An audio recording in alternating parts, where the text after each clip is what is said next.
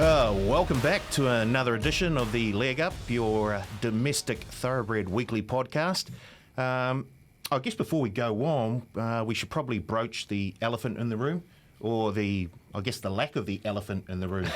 I guess this is the time of the year when stables start to put their star runners out for a spell. Is that the case with Thad Taylor? Has the New Zealand TAB put their star gelding out into the paddock for a while? Yeah. Something like that. Okay. Is he? Where is he? Queenstown, I believe, Paul.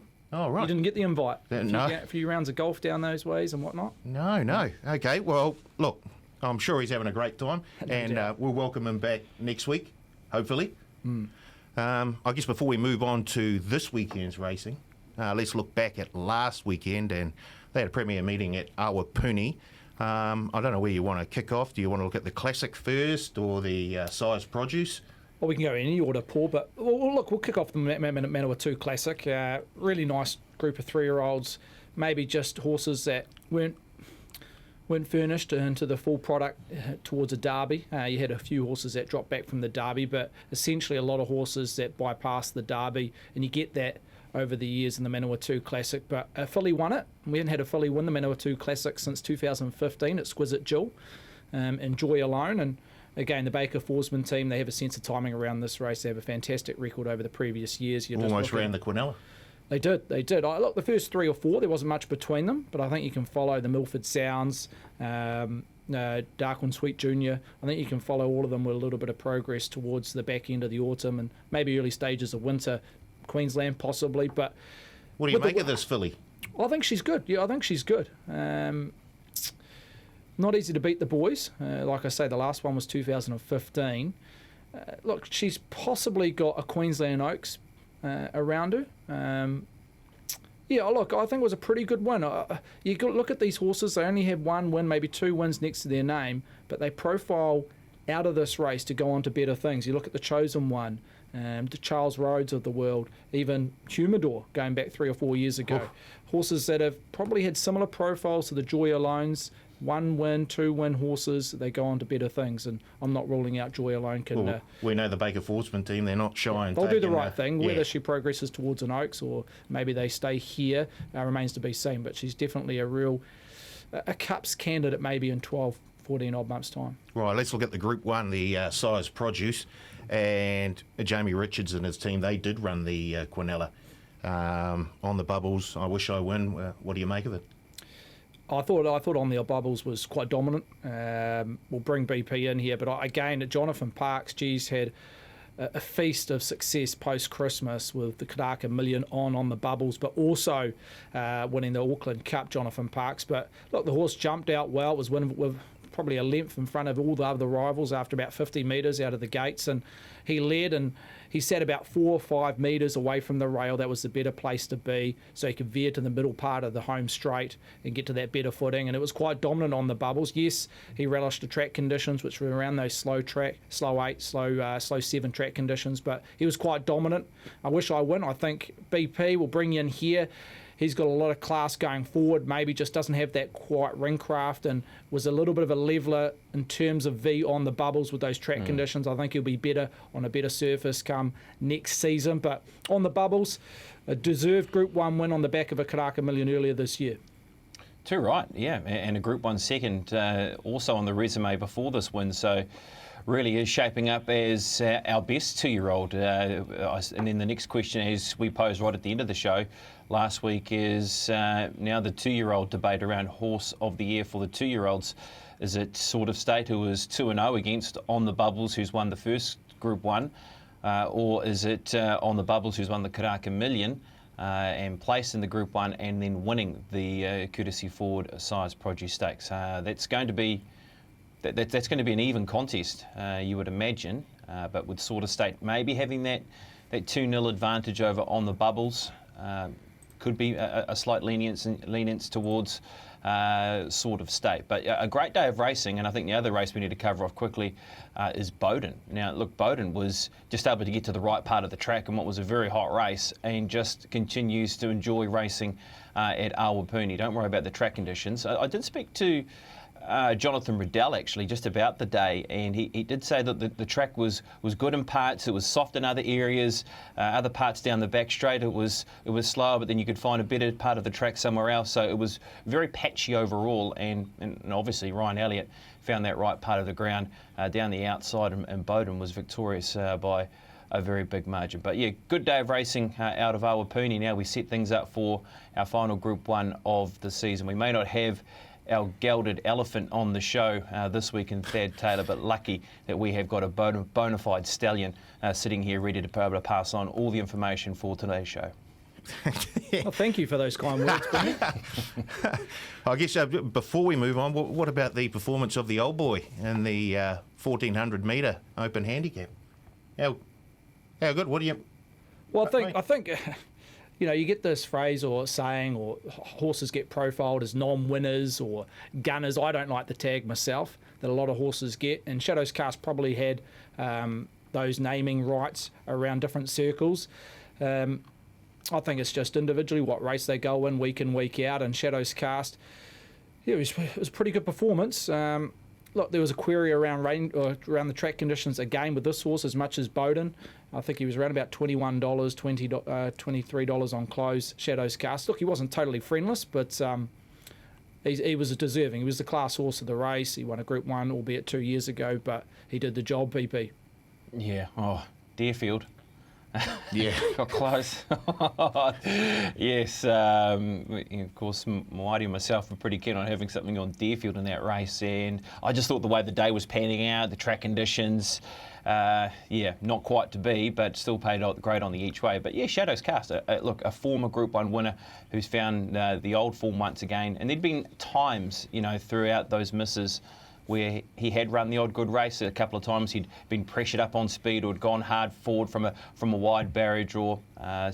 Look, obviously the connections were prepared to keep him going. There must have been something there to say that he was going to find and rediscover that best form, and he did so on the weekend just gone. And Shadows Cast beating home Deerfield, and also motivation in amongst the money.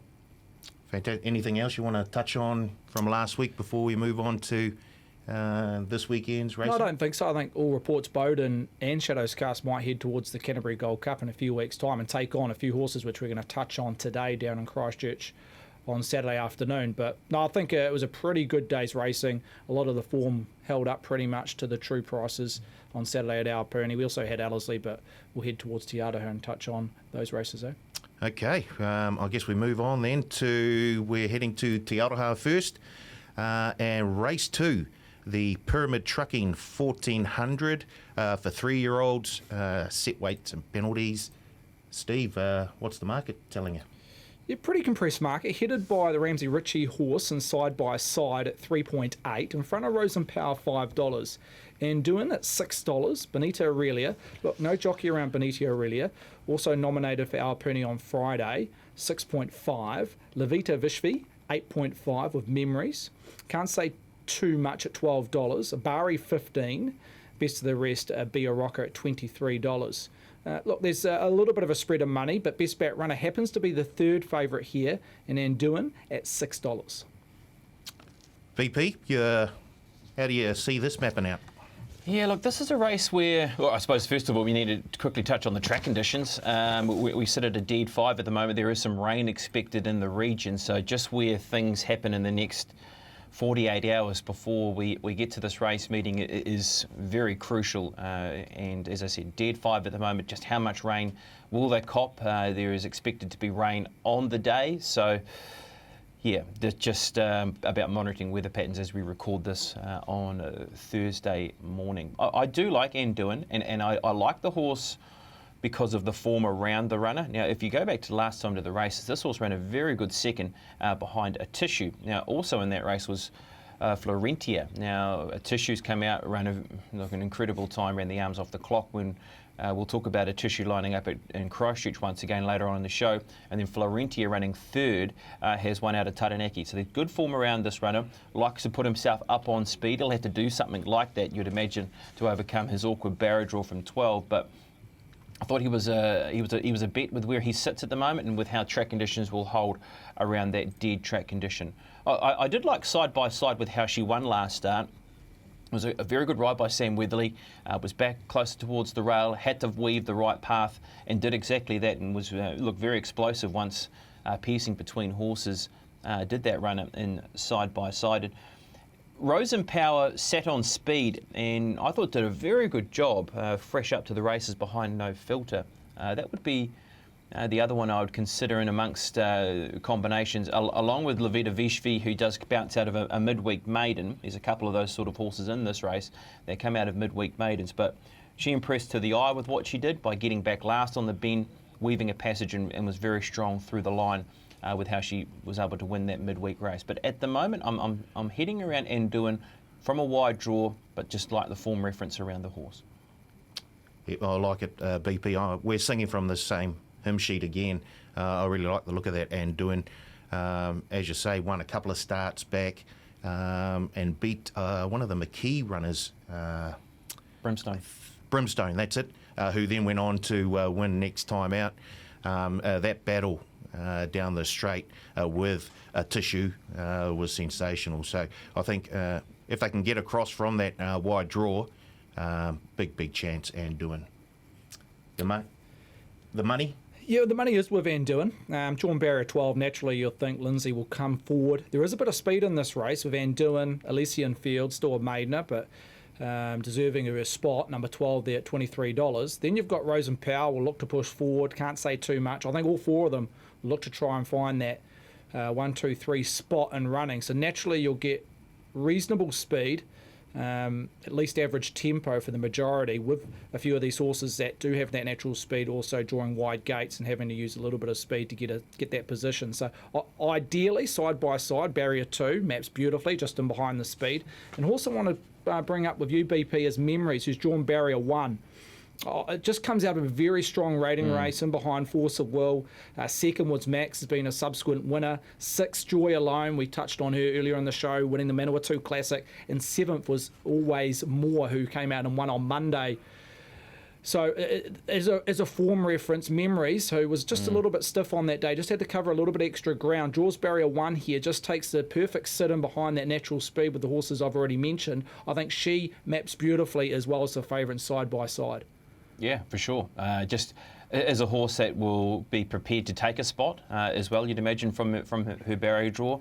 Her form is there. That is a good race, that isn't it, to talk about that Force of Will race with just the amount of strong, good winners out of the race, and including a stakes winner now in Joy Alone. So you love finding those type of races, and this horse was only 2 lengths off Force of Will on that occasion. So I think it's a must for including in the numbers. I just feel as though there's about 3 or 4 that you can find in that same bracket, really. I think it's a slightly awkward race, hence why I'm keen to back something at around that $6 mark in that sort of second or third line. And look, she's probably another one that can be considered as a bit of an each-way prospect. Yeah, awkward race, definitely a big chance with how the map looks anyway around Memories. Right, can you give us your top 4 then, BP, before we move on? All right, I'll go with Anduin, runner number 1, for the reasons we spoke about. Wide draw, has to push forward, but if it can find that spot, either outside leader, has to be a big player in the race. Then around side by side, again, has the likelihood of just taking a spot away from those horses in the rush, does side by side. And then you have to look to a horse like Levita Vishvi, because if it is strong pressure up front, this is going to be one of the strong closers. I just was really taken by how she won that race last time out to the races, the Aiden Levita Vishvi, and then it's down to horses like Rose and Power and Memories that can be in amongst that 3rd or 4th line. But definitely putting the 1 on top at the each way.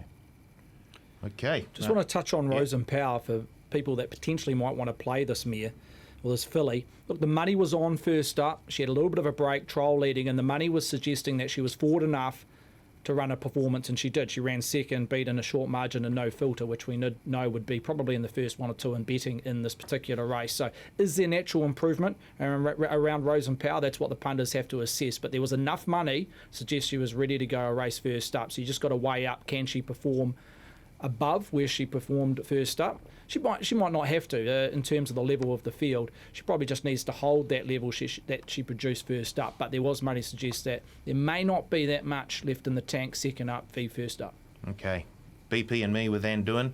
Steve saying don't leave Rosenpower out. We move on to race 6. It's the Team Whelan's 1400 Open Handicap. Steve? A tricky race. Familiar, who's also nominated for the Group 1, which we'll touch on post this race. But in this particular event, she's a $3.40 favourite over the 1400 metres. In front of Irish Girl at 4.6. Popstar Princess, last start winner at $5 in that third line. Monaco $7.50 with Stand Tall. Rocket Fuel $9.50. Money Trail will relish any given the track at $12. Cherry Lane, similar profile to Money Trail in terms of track conditions, at $18. And Ronki the Ranky at $34. At this stage, just stifle betting a touch. I think that's with the question mark around this favourite Familiar, where she goes. Does she go 1400 or against the Group 1 class at the 1600? Okay, BP, with a bit of weather about up that part of the world right now, do you look down towards that sort of mid-tier of the market, or are you happy at the pointy end?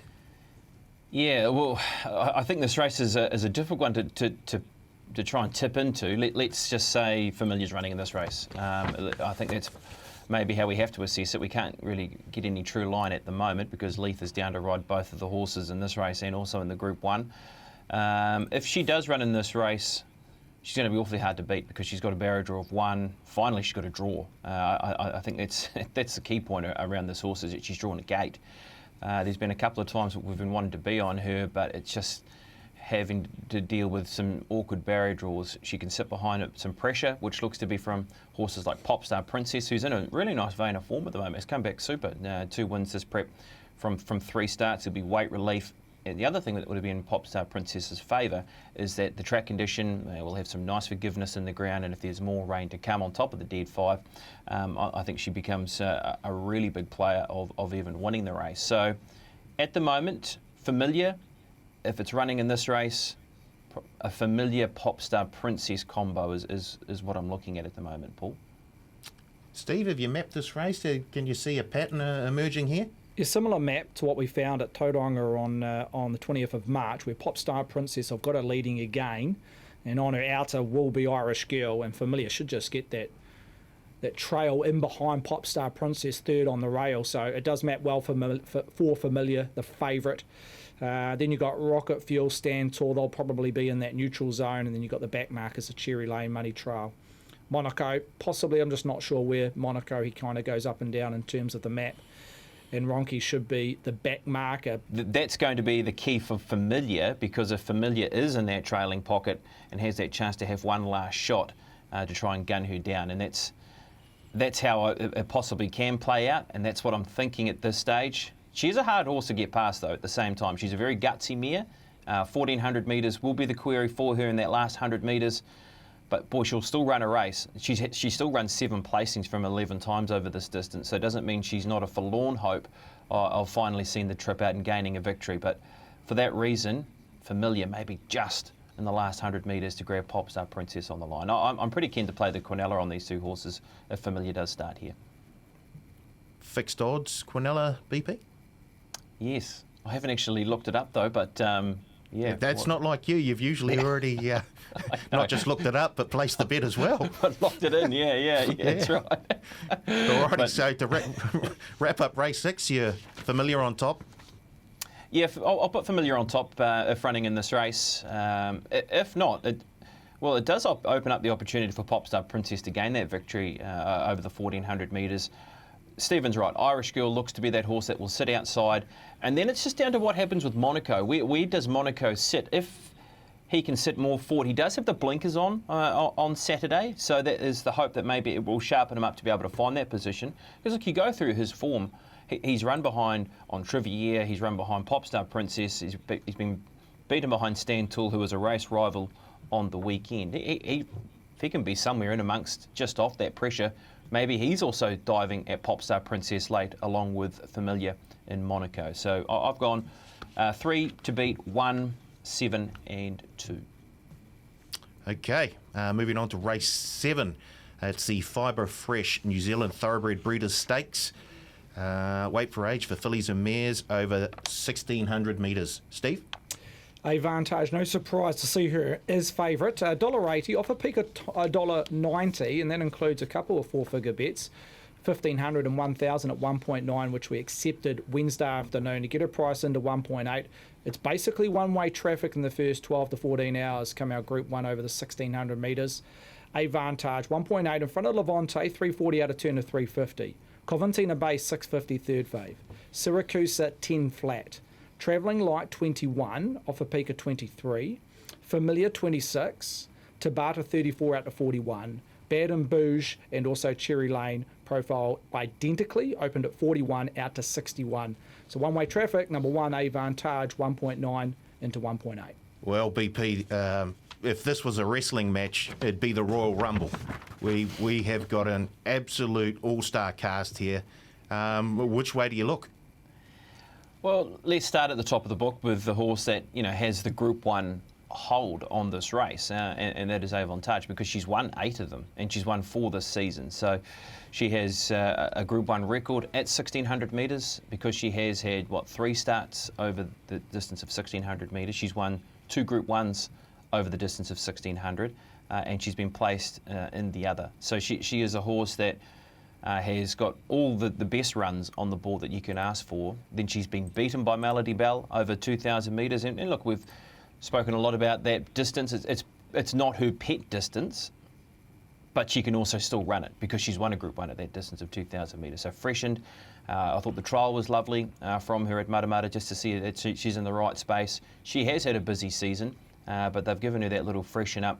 She's a horse who can position up, and I think that's the key to the race, isn't it, Stephen, as we bring you in here, is that she's a horse that has that good early barrier speed where she can be a lot more forward and running as opposed to, who two big key rivals in the race, and that being Levante and Coventina Bay. You bang on, BP. Look, doesn't Familiar bring an interesting cog when it comes to the map? Because if she doesn't start in this race and runs in the previous over 1,200 metres, Brendan, or 1,400. 14. 14. I'm making myself up. We'll get it right. Then Avantage is the default leader. I just can't see any horse leading outside Familiar. But if she doesn't take her spot, then Avantage becomes a default leader. Travelling Light will push forward. Tabata probably in that neutral position. Cherry Lane again similar neutral. Syracuse probably in that back half of the field. And then you've got Levante, Coventina Bay and Bad and Bouge all being back markers in the last 2 or 3 in running. So Familiar, interesting cog when it comes to the map. If she doesn't start Avantage, she'll lead. Is she comfortable there?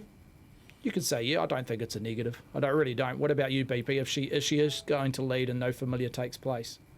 Oh, look, I mean, I think that's just the key to the race. I mean, she is a horse who is naturally gated out of the barriers anyway. She is always going to put herself in or near that position. And when over a distance of 12 to 1,600 metres, that is her best attribute, I thought, and that has been in or near tempo, and then been able to hold that advantage on her key rivals. Look, you've just got to go back over her 8 previous wins at the Group 1 level, and you will find exactly that. So, with it being a race where there's just a lack of tempo, she's drawn out with Boss on a board. He's going to be able to assess this fairly quickly, and I'm sure that they've already spoken about how they want to go about it. She is the best horse in the race. She is. And as much as Levante has a lot of potential, and we know that this is a horse that has all the ability in the world to win a Group 1, and Coventina Bay. There is no doubting that those 2 horses can win that right Group 1 in their own right at some stage. But are all the ticks in the right boxes for Avantage? What about weather, I suppose? Do we need to put that into the mixture of what happens if the track is wet, if it's wetter than a dead 5? And I know we're only surmising here if it's going to be, but let's say it is pushing into that slow bracket. Well, she's a horse that has had a couple of placings on a wet track. She hasn't won on a slow surface. But I always go back to that day that she won in a really tough slog. Where was it? Was it Rosehill when she won? And I know that she wasn't completely happy in the conditions on that occasion when she won in heavy ground, but she still got the job done. So, yeah, that's the key point around the race, and just how slowly they might go. This might be a race that she can really control it, which makes it even harder for horses back in the field. Steve, anything else? No, well, I suppose a lot of the market shape around Levante and Coventina Bay will be purely down to track conditions. Avantage, she's a safe bet when we're recording the show on Thursday morning and / even Wednesday afternoon. She can operate if it presents a dead track, but if it goes into that slow range, I don't think it's too much of a negative towards her. The unknown around Levante, Coventina Bay. Just on the eye, watching Levante in the trial and behind Entriviere last week, she didn't look all that comfortable on the slow track conditions at Matamata, so a slight query just visually looking at Levante's action. Coventina Bay, yes, she's won on a rain-affected track, but that was her maiden win. That might have been class that got her over the line on that occasion, so there is a bit of an unknown around Levante and Coventina Bay. I do hope the track holds up because we want to see Levante and Coventina Bay really match it towards Avantage, but she is a safe bet at present, Avantage, purely on the unknown around the track. $1.80 at the moment. Do you think we've found her price? The market's found the price, or? I don't think she's found her bottom price yet. If you could guarantee me a dead 5 or dead 6, I think $1.80 is around about the mark. But if we continue to get, if we do get those showers, which are forecasted Saturday morning / Saturday afternoon, then that price might even come in and you might even see Levante go close to $4 and Coventina Bay go out a point or two. And that's where the overround or the percentage goes straight into Avantage. I thought if there was a wet tracker, or not a wet tracker, but a horse that might come into it and purely just out of ratings is not well off in terms of the weight for age, but Syracuse with Danielle Johnson, I think that's the one horse that if it does get to those slow track conditions, she can play towards being more as a winning chance than a losing chance. $10, she might be the one that starts in single figures if we do get a slow track Syracuse. Outside of the top of the market there, can you make a case for someone like a Travelling Light who seems to be starting to get back to towards her best? Well, Ben Foote came out and said at Tauranga, the Japan Trophy, that she's probably 90%, and there's still a little bit left in terms of fitness levels and improvement as we work back, or he was working back to this Group 1 assignment, which he's declared months ago. This was her grand final. So, but look, she'll have to improve. Travelling Light, we know she's a Group 1 winner, albeit against her own age, Living Classic last season. She's yet to win at Group 1 against the older horses. So that's probably the one slight concern. Track conditions, she wouldn't want any worse than a slow 7, slow 8 Travelling Light at $21. I think she's found her mark. But again, there is a little bit of improvement, but she'll need coming out of the Japan Trophy. Right, BP. Let's wrap this race up. Where are you going? Yeah, look, it's hard to step away from the top of the book with Avantage. I think quite a clear top selection, and then Levante and Coventina Bay are the ones that are trying their best to flash home and can do so by running into the money. Travelling Light, what will have on its favour is that she can position up, and maybe that gives her a big chance of being a part of the top 4 with Travelling Light. If she can take a position, if there's no familiar in the race, she does become I thought a big chance of running in the top 4, Travelling Light, just with how the race could potentially just turn into a sit and sprint home for her. So that gives her the opportunity. Syracuse, just quickly on that horse, I thought the horse was terrific last start, really rattled home, was strong through the line late, and about a couple of bounds past the post, it was winning that race, the Japan Trophy, when finishing into second position. I'll go 1 to beat 2, 3, 4, 5, 5, 4 in behind. Nice. Okay. And I think with a lot of people might be querying Avantage, 2,000 metres, a gut buster over a trip that might not be what definitely isn't her sweet spot, dropping back to 16. But if we do get these slow 7, slow 8 track conditions, that's an advantage, having that run over a staying trip and dropping back in distance. So it may all work out for the better, dropping back from 2,000 to 16 on that rain-affected go. And if Opie gets across and controls the tempo, very hard to peg her back. We've seen it all season. Well, we have, and in those colours all season. Okay, we're going to move to Riccarton now, and race 6, the New Zealand Bloodstock Air Freight Stakes for the 3-year-old fillies. Set weights over 1,600 metres.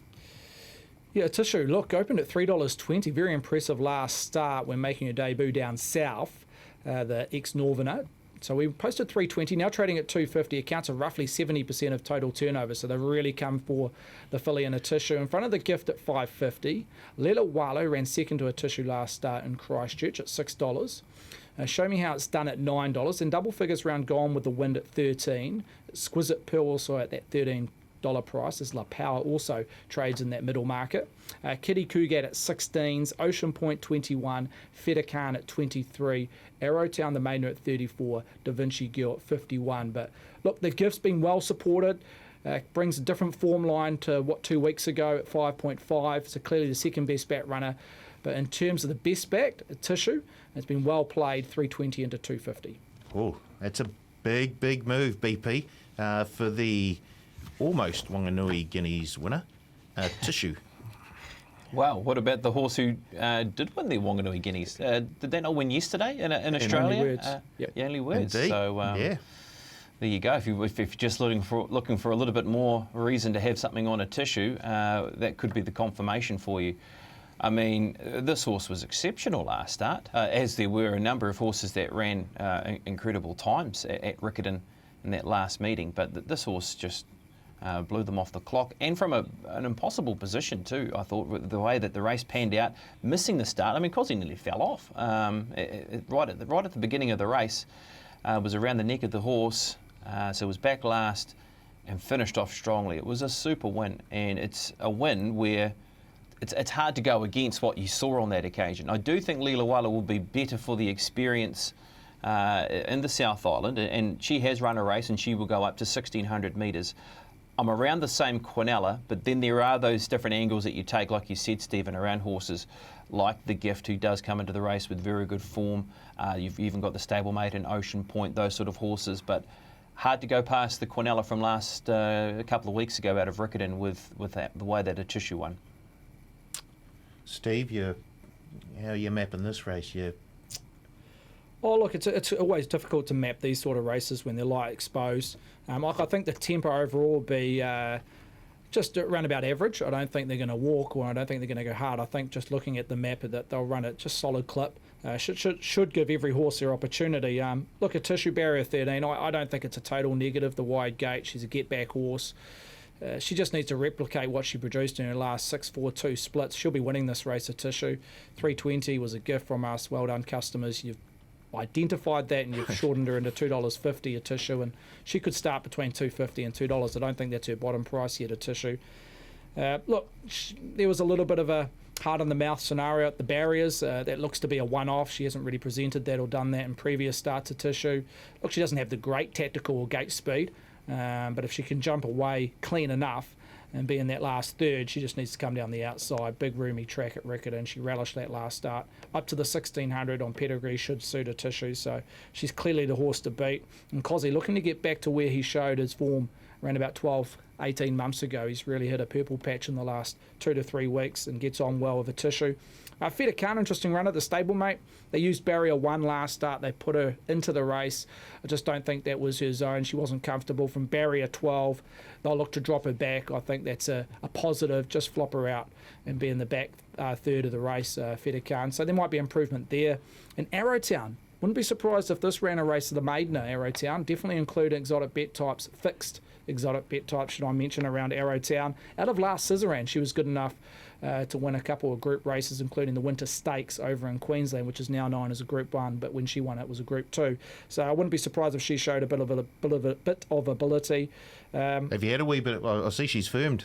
Yeah, she's firmed in. That's probably just a reassessment from us, $51 to $34, $31. But look, a maiden are never easy to beat race winners in terms of set weights and penalties. 56.5, right from the one saddlecloth to number 14. So, look, she'll have to step up, but I think she can outrun her odds currently at 34. BP, can you see anything in the middle of the market there that sort of spooks your interest? Yeah, maybe La Power, number 4. Now, this is a horse that does have a fairly good southern reputation, this runner, and was beaten in behind a Tissue in about 5 lengths off the winner on that occasion. I'm prepared to give her another chance. I thought she would be the horse that could fill the minor money, along with maybe runners like Gone with the Wind. That was the other one I was sort of thinking, if you're trying to play and stretch it out for 3rd and 4th, if you're trying to include a first 4 ticket with some extra runners, if you're keen to stand one out like a Tissue, for instance. They were the 2 that I would be looking to try and bolster things up if you were playing multiples, but overall, Paul, I find it very hard to go past a Tissue with how she won last time to the races. Keen to stick with the same Quinella with Leela Walla, and then looking around a horse like the Gift, who does bring that different form reference coming into the race. So, yeah, around a Tissue and Leela Walla. She was very, very impressive after bombing the start, and then Cozzy getting her out. She was near last on the turn, and Cozzy getting her out and then coming home with a wet sail. As you say, Stable have Steve. always had a high regard around this filly. As you mentioned, she was starting up early. Well, we took a Took wee a bit lot of of coin money, on her. a lot of in, money as a maiden in some Guineas. stakes races, and yeah, they've just taken her time with her. They gave her a little bit of a freshen up over Christmas, New Year period, and they're looking like they're getting the rewards with her, the Go Racing team. Okay, BP. So a Tissue on top for you, and in behind. Yeah, I'll go Leela Walla. I thought she was encouraging with what she did. She was a horse that was, yes, okay, run down by a Tissue, but she still ran her race with a lot of merit, and she goes from 1,400 metres up to 1,600 metres. I don't think that will be an issue for her. She's got herself a low barrier draw. She can gain a nice spot in the race. And then around the Gift, I've liked what I've seen from the Gift all season, really, with how she's performed. She's won 4 from 12. She has a low draw. And if you're looking to try and spice things up with the multiple, throw the 4 and La Power into the mix. But going 3 to beat 8, 2 and 4. I guess if you needed any more reason to back a Tissue, perhaps look at the performance of Anduin earlier on in the day at Te Aroha, just to frank that form just a wee bit more. Okay, we've covered off the weekend, I get. Well, the Race domestic 7? side. Have we not done race 7? No, we'll do race 7. Oh, Just quickly crikey. touch on that race. Of course, the Christchurch Easter Casino Easter Cup Open Handicap over 1,600 metres. Yeah, a very competitive race. Paul, Lightning Jack heads the market. $8 second fave, now shortened into $6.50. So there's your genuine market move in the first 12 hours of trading. Lightning Jack in front of Belfacino at $7. Whale Song 8, William Wallace 8.5. All About Magic and Rock Sensation 9.50 each of 2. If there's a slight lead around the Pittman duo there, it is around number 13 Rock Sensation, second best back runner, even though it sits in that 5th line. Just Fabulous, 9.5 also. Bronte Beach at $10. Kamina Ricoso at 12. Mullo Bick, 14. Gallant Boys, 16. Best of the Rest, Kilowatt at 19. There's a couple here they're playing, including the favourite number 5 in Lightning Jack, and also number 13, Rock Sensation, stepping up to the mile. Wow, well, what a great betting round. A wide open market here, BP. Can you see the punters into a winner? Gee, I reckon you'd run this race 10 times, you get 10 different winners. It really is that sort of race, isn't it? I mean, this is a great betting race for those that love to try and spy one at a price. If you can find something in the middle market, look, go for gold. Maybe punters have done that.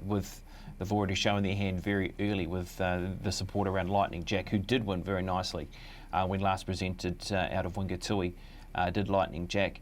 Look, Belfacino comes with the really strong form that we've seen from her throughout the season. Any horse that comes in with a run of ones next to their name, they have to be respected. This is a different ball game though on Saturday, with this being an open handicap, and she's drawn out in barrier number 14. So look, the goalposts have just moved a touch from where she's been at her last couple of starts. Not saying that she can't win it, just that this is just the different conditions of the race, and with where she's drawn and how things might pan out for her. I think with the way that she's racing, she can still be in amongst the money for sure. And let's put Kamina Ricoso into the mixture. What do we get with Kamina Ricoso? Because with what we saw last time to the races, have they rediscovered maybe that this could be the way to go about things, is to save all his very quick energy that he shows at the start of the race for the end of the race? Because he's come from nowhere to win that race at Riccarton a couple of weeks ago, Stephen. Yeah, I think that no doubt they'll ride him cold here, Kamina Ricoso. Very hard to map a race when he's always involved, Kamina Ricoso. We saw him chop and change when he came up to the north and contested some of the Group 1 and Group 2, 3 events. But seeing what I saw last start around Kamina Ricoso, albeit over 1,800 metres, just got to step back to the 16. I think they'll ride him cold here, Kamina. Wow. Well, if they do, he's a chance, isn't he? I mean, he has to be a on strong. That last performance. Yeah. Look, he really does. I've got him in my numbers because of that run. I just think that if he can run something similar, there's no reason why they can't get it right again with Kamina Ricoso, because as much as we've spoken about Kamina Ricoso's form and where it's gone, what we do know is he's won 12 races. He has competed at the highest level, and if he can rediscover it here once again by these new tactics, why not? Other runners, I think horses like Bronte Beach. You might want to talk to us about Bronte Beach here, Paul. You liking this one? Drawn one, a good run last time to the races. Certainly the runs have been on the board with this runner to say not too far away from getting it done. Yeah, I certainly do like. I know the stablemate is favoured slightly more by the market, but I just thought the run by Bronte Beach, especially the run in the white robe, was super impressive, and I did like the way she finished off again last time out, went third to her stablemate. So yeah, Bronte Beach, I've certainly it's in my figuring for this race. I'm just having a look elsewhere, and I see Pittman have got a number of runners here. I mean, how do you line the Pittman runners up in this race, BP? Good question. Probably. Look, Rock Sensation, I think, is a horse that I do like, and maybe with the good draw can be a part of it. Maybe, I mean, All About Magic has been a horse that has been racing well this season, was a winner 3 starts ago. It was drawn slightly awkward. Whale Song, yeah. I would say maybe Rock Sensation. It would be the one that I'd be just leaning towards. And then maybe Whale Song, All About Magic would be my sort of order around the Pittman horses. Overall, as I said at the top, Paul, I think it's a race if you can find something that is jumping out at you in terms of value, go for gold. And those 2 horses would be Kamina Ricoso at the $12. And look, even maybe something like a Bronte Beach would be the other horse that could be considered as an each-way bet. Hard to try and nail it down to 4 runners each way all day. Steve, what about William Wallace? Fresh up? You've got... Look, he's always a low percentage play, isn't he? Because he gets back in his races. He's in the market. He's definitely got the class to be competitive, William Wallace. I think he's definitely a money watch in terms of the stable. See if there is any money presented to him first up, William Wallace. Normally the Adrian Bull team, they can get their horses up fairly fit early in a preparation, but again, I can stress William Wallace, he can be a low percentage play just in terms of his map. In a big field, he's going to be back in the last 2 or 3. With Lightning Jack, look, I think he will start fave, albeit a loose fave at 6.5 currently. And as I mentioned, one of the better back runners in the first 12 or so hours of trading. I think he's come back bigger and stronger this time in. I know the stable have always rated this horse potentially getting over 2,004 as an older horse.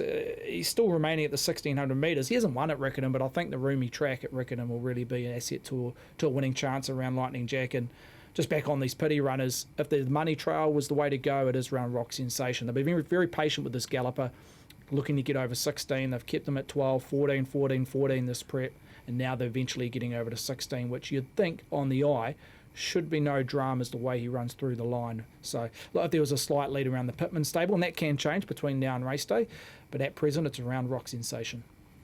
Okay, BP. As you say, it's a wide open race. Can you find anything down towards the bottom of that market that just might slot in there for a 3rd or a 4th? I suppose we need to maybe mention Marlowe Bick, just with this horse from the Robbie Patterson barn. Look, this is a runner that can certainly be a part of those trifectas and first 4s if you're looking to try and spread it far. The problem with trying to spread it in a race like this is that you do find yourself almost including the entire field, apart from the 100 to 1 shot that might be in there. It's just one of those races. Oh, I need that in there. Do you need this? Oh, that went good last start. I need that. And then, it's 5%. Then you get 5% of not much. So you've got to try and pull it back a little bit and back yourself with just where do you want to include those roughies. So I'll have something on Kamina Ricoso. That will be my bet in the race. Despite sometimes him not performing, he still has a very good place in my heart with the day that he won on Karaka Million Night with Hugh Bowman aboard when trained by Baker Forsman. So I haven't let that go, despite the times where it's been a very up and down relationship with Kamina Ricoso. So him at the $12 mark, some Bronte Beach as covers, and then you've got horses like All About Magic, Rock Sensation, William Wallace that all can be part of trifectas and first fours. Hard race, but I'll go each way on Kamina. Steve, anything else before we move on? No, I don't think so, but I should stress, I think this race will be run at a solid tempo. I don't think it will be above standard, but solid tempo with the likes of Mullo, Bick and Balfacino. Just two horses that profile to be 1-2 and running. They've drawn wide gates, so naturally you'll get that early tempo. Hopefully they continue at mid-race and we have all horses having their opportunity down the 1,600 metre starting point. But no, interesting race. I think there's going to be 4 or 5 that will be well played, but in terms of the betting lead, it's around Lightning Jack and Rock Sensation come Thursday morning. Okay, BP, give us your top 4, please. Top 4, yes, okay, all right. We'll go Kamina Ricoso in front of Bronte Beach. Lightning Jack, I think, is the other horse that we need in amongst the money because of just the market support that has been for the runner, and the other would be Rock Sensation. We'll put into the mix as well. Fantastic. Nothing else, Steve, before we... now, we usually have the maiden of the week before we move on to this week, but just a change of script. I've gone all freestyle on the leg up this time round, so I think we've got that. You've got one for us, BP. We have. Look, Paul. Look, you are showing your own style, and that's what that's what we're looking for. We're not looking for you to be the next Thad Taylor. You're playing it your own way. We only need one Thad Taylor. That's right. That's exactly right, Stephen. I can hear the shouts from outside the studio. Bring back Thad. They're out there with their pickets already, are they? Yeah, indeed. Let's have a look at our maiden of the week. Let's go to Tauranga, Easter Monday. First race of the day, and I was pretty keen with how this race unfolded for, say, Rabada. Rabada was huge to be able to win this race. Trained by Graham Richardson and Rogan Norvell, they had a very good day. They took 2 horses to the race. They won with both of them, the other being Red Hussar. This horse ran nicely, I thought, on debut, over 1,050 metres, getting back and behind Johnny and worked home to the line nicely. Have something on the second horse next time to the races. Will only be better, Hot Salsa, because that was closing off strongly. You would say Tiakau Ben's going to be not too far off the mark with that run under the belt. And the 4th horse in Splash of Red, a wee while off the scene, had run a number of good placings in maiden races, and Splash of Red could be close to getting the job done shortly. So Rabada, maiden of the week, form out of the race, should be very good. Hot Salsa will be getting some of mine next time to the races. So a number of runners there to put in your black book and ready to pounce next time they go around, BP. Yeah, I think so. Look, the 3rd horse, Tiakau, being trialled up really nicely, and on a day with Jamie Richards on that horse.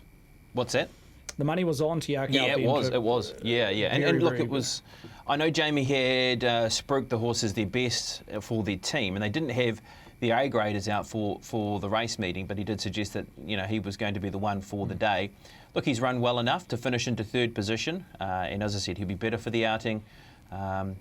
Maybe track conditions will we see him a little bit more through the autumn, but just with how he's trialled, you would imagine that he's going to go close to winning and finding that right race. So there should be some winners out of that race.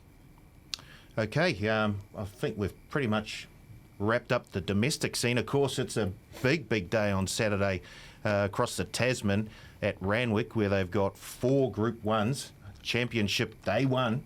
Do you want to have a look at the size? Do you want to move on to the Derby? We'll have a look at the Derby. There's a bit of Kiwi interest. There is a bit of Kiwi interest. Yeah, okay. Not just on pedigree, but also trained gallopers. One of them being Rocket Spade at 7.5. Montefilia, the filly, is the favourite currently with our market at 3.4. Skylab at 5 with James Mack aboard. Rocket Spade at 7.5. Lions Roar, the Kiwi bred, at 8.5. Kyokoi at 9.5. Young Werther 14 to 12, a little bit of a sharpener there. And Favreau, John Sargent, trained galloper, pretty solid at $14. And then we go down to the frontman, 23, got as high as 26, back into $23. Milford, the other Kiwi, 41, got as high as 51, back into $41. So there's 3 or 4 Kiwis there, many more Kiwi bred horses, but Rocket Spade looks to be our best chance, 8 into 7.5.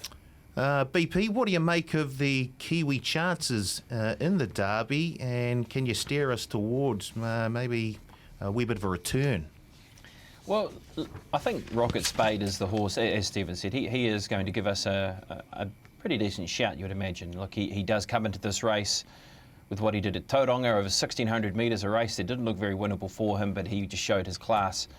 He's got a good barrier draw, so Kieran McAvoy's got options aplenty. I know Lance O'Sullivan has come out and is a little concerned about the Derby form because of the horses that he has beaten, and Milford and also Frontman not quite coming up in their respective runs in Australia of late. But look, all you can do is beat what's in front of you. He does have the form, he does have the right draw, he's arrived in the right condition. Everything about him suggests that he's ready to go. So Derby winners, they have a great record in this race, the New Zealand Derby winners or New Zealand Derby competitors, horses that compete in the Derby here. So you've got to run with them, don't you, as our best chance. I'm trying to get a line on what happened with the front man last week. Andrew Forsman did suggest, being down on the rail and around horses, that looking to be more positive with him on the weekend. They will look to try and, from his barrier draw, put him in the race. And if that is the case, on the quick backup, maybe he's a horse that can bounce off that. We saw him off the quick backup when beaten in a 65 before the Derby in New Zealand, where he was able to, what was it, a couple of weeks between runs, he ran a grand race in the Derby. So he might be a rough chance in the race for sure, the front man, but it's all around Rocket Spade, isn't it, with our Kiwi hope centred on him. Steve, we're running out of time, but anything else to add on the Derby? No, not really. I think BP's touched on the majority. Rocket Spade looks to be our leading chance. I'm looking forward to next Saturday on Trivier in the Sapphire. Looking forward to seeing what Aussie post on her. Yeah, just pull those reins back, big guy. But let's concentrate on this Saturday first. And how about we just have a quick look at the Doncaster, where the Baker Forsman team have another runner, Agon, into $12 now. BP, the chances of Agon? Yeah, well, I've been on them for a little while actually in some futures markets, so I was glad that they decided to pull the rein and go this way. And look, everything is panning out that he can run the race of his life in the Doncaster.